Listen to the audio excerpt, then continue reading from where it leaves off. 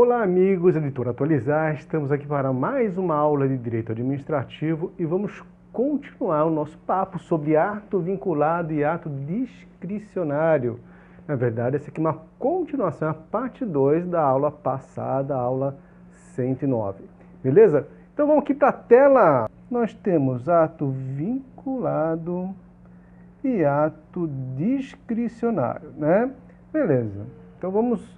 O que eu fiz? Fiz um quadro resumo do que nós tivemos na aula passada, tá? Então aqui nada para vocês é novidade, apenas para facilitar o seu estudo, né? Você que pergunta, Tanaka, e aqueles quadros resumo, sim, sempre que quando nós precisarmos de quadro resumo, também nós vamos colocar para vocês, tá bom?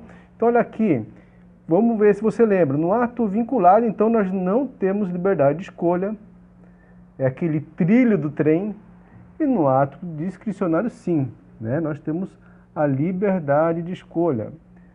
Já, se você não tem liberdade de escolha no ato vinculado, você só tem uma única possibilidade. Já no ato discricionário, você tem duas ou mais possibilidades de escolher entre praticar ato A, B, C, D, assim por diante. O agente público encontra-se vinculado à lei referente aos requisitos do ato. No caso do ato vinculado, ele fica vinculado a todos os requisitos do ato: competência, finalidade, forma, motivo e objeto. Já no ato discricionário, ele fica vinculado à competência, finalidade e forma, segundo a maior parte da doutrina. Por isso, como existe essa vinculação mesmo no ato discricionário, no ato discricionário ele decorre, né, também não somente do poder discricionário, mas como também do poder vinculado. Já no ato vinculado, decorre do poder vinculado, obviamente. O ato vinculado ele não pode ser revogado, porque não há escolha, não há uma escolha de mérito, de oportunidade, de conveniência. Então não é que se falar em revogação, que também revogação é uma escolha referente ao mérito. Já no discricionário, sim, ele pode ser revogado, mas apenas pela administração que o praticou. Lembra disso?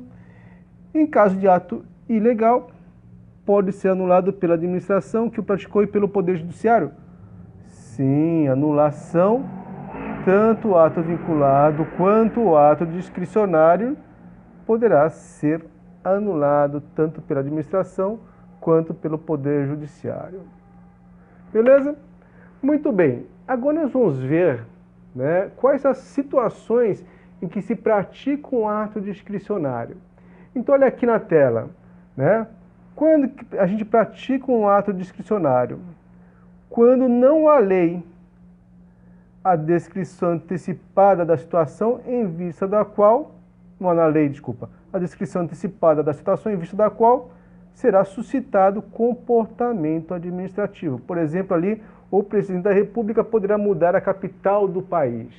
Então, nesse caso, não existe na lei como, quando, em que circunstâncias ele poderá mudar a capital, ele muda a capital do país, e aí ele pode, nesse caso, praticar um ato vinculado, porque a lei não especifica exatamente, né, como dar-se-á essa mudança, essa eventual mudança na capital do país.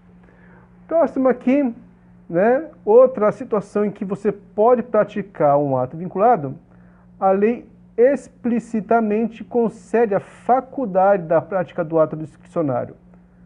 Aqui, por exemplo, a administração poderá, requerimento do interessado, converter em pecúnia a licença-prêmio, aqui o segurado fará jus. Aqui a gente encontrou esse exemplo no livro do Melo, Celso Antônio Bandeira de Melo, né? Então aqui, ó, a administração ela pode, se o interessado requerer, praticar determinado ato.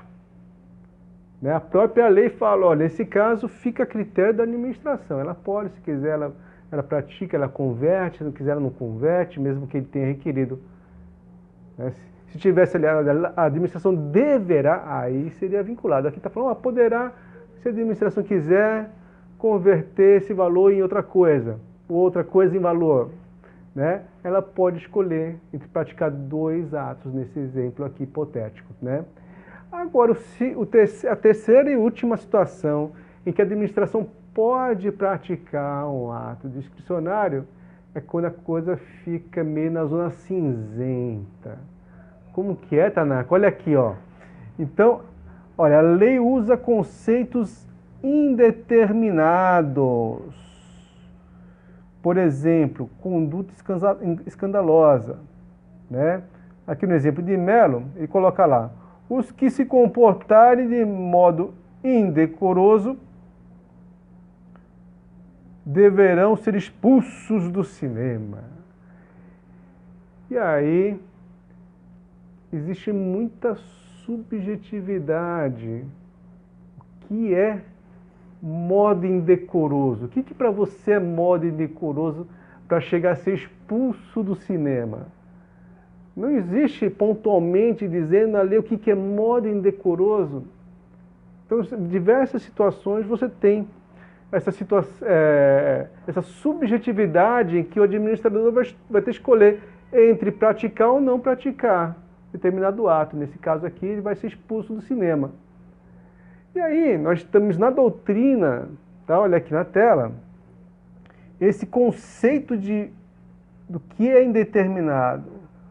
O que é conceito indeterminado? Né? Nós temos 3 zonas. A zona de certeza positiva, situações que com certeza enquadram-se no conceito, de certeza negativa, situações que com certeza não se enquadram no conceito, e aquela de indeterminação, de penumbra, de incerteza, né, chamada zona de penumbra ou área de incerteza, situações de incerteza que não podem ser eliminadas objetivamente e que estão na zona, entre a zona positiva e negativa. E aí, nesse caso, ele vai ter que tomar uma decisão e praticar um ato discricionário, né? Quando ele está na zona positiva, negativa, por exemplo, negativa, ele tem certeza que aquilo não se enquadra. Por exemplo, nesse nosso caso do cinema, né? Segurar na mão de alguém, do seu namorado, da sua namorada no cinema, não é nenhum ato indecoroso. Com certeza não vai levar essa pessoa a ser expulsa do cinema. Então eu sei que está na zona negativa. Sentar do lado dessa namorada também, muito menos ainda. Eu sei que está na zona negativa. A zona positiva, opa, aquele casal está com muita mão boba, né? Lá no cinema, aí mão para lá, mão para cá. Opa, isso aqui é situação, eu tenho certeza que essa situação aqui, ó, ele é um ato indecoroso, ele vai levar esse casal a ser expulso do cinema. Mas nós temos uma zona de determinação, uma zona de penumbra, uma área de incerteza, né? De repente o casal está se beijando na boca ali, nos love, e aí? Aí vai da subjetividade, dos costumes até, né? Do local, né? Da subjetividade daquela pessoa que está ali a aplicar ou não o ato. E aí que tem essa zona de penumbra, nessa área de incerteza que é praticado atos discricionários, tá? Bom, e quando eu falo de discricionariedade, nós vimos na aula passada, não tem nada a ver de ilegalidade. A discricionariedade, ela tem os seus limites de discricionariedade. Quando ultrapassa o limite, esse ato está ilegal. Então, não confundir discricionariedade com arbitrariedade. A discricionariedade, eu estou no campo da legalidade. Ele pode ser revogado, qualquer ato que é praticado dentro da discricionariedade.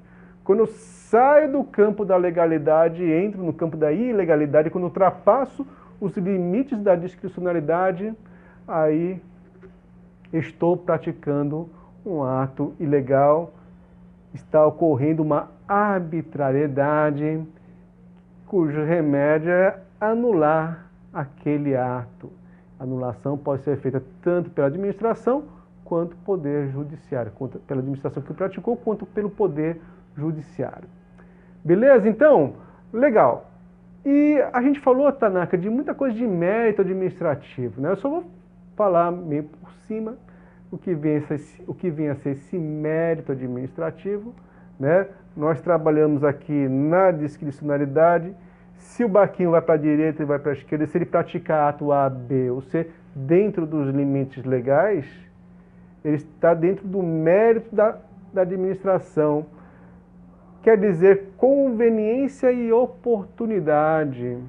Tem que estar presente a conveniência e a oportunidade.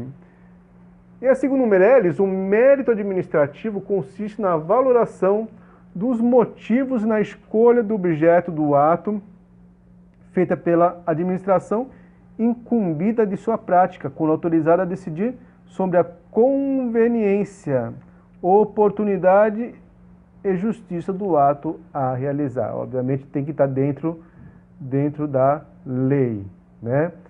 Mas, quando eu falo em mérito do ato, é mais o quê? Conveniência e oportunidade. E quando eu falo em conveniência, gente, o próprio nome diz, se aquilo é bom para a administração, se é conveniente para a administração, se diz respeito à satisfação do interesse público, que é a própria finalidade dos atos administrativos, atender o interesse público. E quando eu falei de oportunidade, você lembra do relógio, lembra do tempo. Será que este momento, esse tempo hoje é oportuno fazer isso? Se a gente faz hoje, será que não é melhor deixar para amanhã? Que hoje nós não temos dinheiro, então vamos deixar para amanhã, vamos deixar para um mês, vamos deixar praticar esse ato daqui a um ano. Opa, será que daqui a um ano é muito tarde? Porque até lá, por exemplo, um hospital que precisa ser construído, aparelhado, será que daqui a um ano é muito tarde? Porque muita gente pode morrer por falta de equipamentos médicos. Então, quando eu falo em oportunidade, diz respeito ao momento em que o ato vai ser praticado. Então, você lembra, quando eu falo em oportunidade, de um reloginho, de um tempo. Tá? Legal, vamos fazer questões de concurso público, então.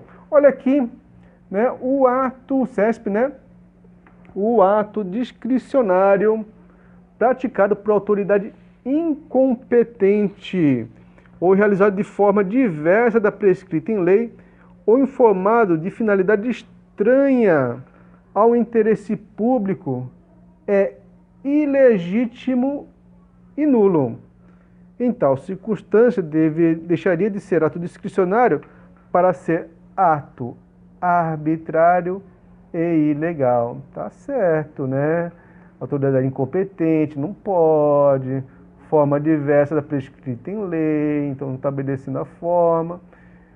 Informar de finalidade estranha ao interesse público. Lembra que a gente falou que o ato discricionário, ele fica vinculado à competência, aqui está falando de autoridade incompetente, a finalidade, e aqui está falando que a finalidade é estranha, e forma. Se algum desses requisitos do ato administrativo é descumprido, mesmo no ato discricionário, ele vai ser o quê? Vai ser ilegítimo e nulo.